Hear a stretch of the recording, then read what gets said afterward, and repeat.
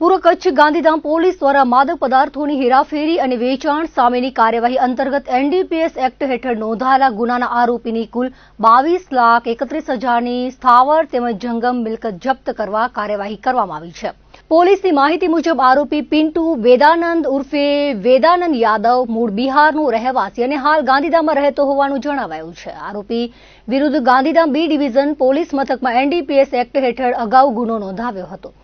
તપાસ દરમિયાન આરોપીઓ માદક પદાર્થોની હેરાફેરીમાંથી મેળવેલી આવકમાંથી મિલકતો વસાવી હોવાની હકીકત સામે આવતા કાર્યવાહી હાથ ધરવામાં આવી હતી। આરોપીની ₹15 લાખની સ્થાવર મિલકત ઉપરાંત 3 જંગમ મિલકતોમાં કાર, સ્કૂટર અને એક્ટિવા મળી કુલ 22,31,000ની મિલકતનો સમાવેશ થાય છે। પોલીસ દ્વારા આ મિલકતો જપ્ત કરવા માટે દરખાસ્ત કરવામાં આવી હતી। સત્તાધિકારી દ્વારા મંજૂરી મળ્યા બાદ એનડીપીએસ એક્ટની જોગવાઈઓ મુજબ આરોપીની મિલકત જપ્ત કરવાની કાર્યવાહી હાથ ધરાઈ હતી। પૂર્વ કચ્છ ગાંધીધામ પોલીસ અધિક્ષકના માર્ગદર્શન હેઠળ સ્પેશિયલ ઓપરેશન ગ્રુપ તેમજ સંબંધિત પોલીસ અધિકારીઓની ટીમ દ્વારા સમગ્ર કાર્યવાહી કરવામાં આવી હતી। પોલીસના જણાવ્યા મુજબ માદક પદાર્થોના ગેરકાયદેસર વેપારથી ઊભી કરાયેલી મિલકતો સામે આવી કાર્યવાહી આગળ પણ ચાલુ રાખવામાં આવશે। ગુજરાત રાજ્ય સરકારનું જે એક ખાસ અભિગમ છે ડ્રગ્સ વિરુદ્ધ કડક કાર્યવાહી કરવાનો અને જેટલા પણ એના સાથે જોડાયેલો પેડલરો હોય એમના વિરુદ્ધ જે છે કોઈ પણ એવી પ્રવૃત્તિ હોય જે ગેરકાયદેસર જણાતી હોય એમના વિરુદ્ધ કડક કાર્યવાહી કરવાનો જે અભિગમ છે એના અનુસંધાને માનનીય ડીજીપી સાહેબ, બોર્ડર રેન્જના આઈજીપી શ્રી ચિરાગ કોરડિયા સાહેબના માર્ગદર્શન હેઠળ પૂર્વ કચ્છ જિલ્લા પોલીસ દ્વારા જે ડ્રગ્સના પેડલર છે એ પેડલરો વિરુદ્ધ એક કાર્યવાહી કરવામાં આવી છે,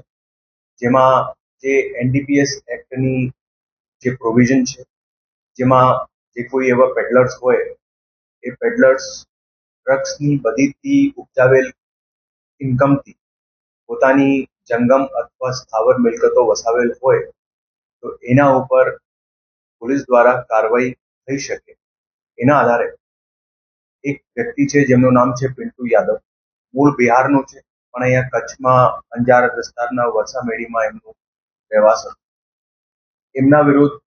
ટોટલ 4 એનડીપીએસના ગુના દાખલ થયેલા છે, જેમાં સર્વપ્રથમ 2019માં છે અને એના પછી 2025માં 140 કિલો ગાંજાનું કેસ છે, જેના હેઠળ ઓલરેડી આ વ્યક્તિ અત્યારે ગળપાદર જેલમાં છે। જે એનડીપીએસ એક્ટની પ્રોવિઝન છે એમાં 68I સેક્શન 68I અને સેક્શન 68U હેઠળ આ આરોપીની જે ડ્રગ્સના બદીથી મિલકતો વસાવેલ હોય એમના પૈસાથી ઉપજાવેલ મિલકતો વસાવેલ હોય એના હેઠળ એમની મિલકતો જપ્ત કરવામાં આવી છે। આમાં જે કાયદા પ્રમાણે જે પ્રપોઝલ કરવાનું થતું હોય એ પ્રપોઝલ જિલ્લા પોલીસની એસઓજીની ટીમ દ્વારા તત્કાલીન એસઓજી પીઆઈ ડીડી ઝાલા, અત્યારે એસઓજી પીઆઈ બોરીસાગર દ્વારા જે છે એ આખી એક મોનિટરિંગ કરવામાં આવેલી હતી અને આ પ્રપોઝલ જે છે જે ગુજરાત રાજ્ય દ્વારા જે ગુજરાત રાજ્યની એક નોડલ જે એમાં નિભાવેલી હોય આ એનડીપીએસ એક્ટ હેઠળ એ ઓથોરિટી છે જેનું નામ છે સાફેમા, સ્મગલર્સ એન્ડ ફોરેન એક્સચેન્જ મેનિપ્યુલેટર્સ જે એક્ટ હેઠળ જે ઓથોરિટી છે જેનું હેડક્વાર્ટર મુંબઈ છે। આ સાફેમા દ્વારા આ વ્યક્તિનું જે પ્રોપર્ટી છે જેમાં એક ઇમૂવેબલ પ્રોપર્ટી છે, જેમાં એનું એક ઘર છે જે વરસામેડીમાં છે, બીજી 3 જંગમ મિલકતો છે જેમાં એક કાર છે રેનોલ્ટ અને બીજા 2 ટુ વ્હીલર્સ। એ બધી 4 મિલકતો જે છે આ પિન્ટુ યાદવ દ્વારા વસાવેલ આવેલી છે, જે એમના ડ્રગ્સના વ્યાપારથી ઉપજાવેલ મિલકતો, ઉપજાવેલ પૈસા હોય એનાથી આ મિલકતો ખરીદ કરવાનો પ્રસ્તાવિત થયો હતો અને આ પ્રપોઝલના આધારે સાફેમા ઓથોરિટી દ્વારા આમનું પ્રોપર્ટીનું ફોરફીચરનું ઓર્ડર કરવામાં આવ્યું છે, જેના આધારે આગળની કાર્યવાહી જિલ્લા પોલીસ દ્વારા કરવામાં આવેલી છે। જે ગુજરાત સરકારનું જે ધ્યેય છે એના અનુરૂપ જે એનડીપીએસ એક્ટ હેઠળ કાર્યવાહી આ આરોપી વિરુદ્ધ કરવામાં આવી છે। આ પિન્ટુ યાદવ જે છે એમનું જે ઘર છે ઘર પોતાના નામનું નહીં હતું, એમની વાઇફના નામનું વસાવેલ હતું, પણ ઓવરઓલ જે બધી વિત્તીય વ્યવહારોની તપાસ કરવામાં આવી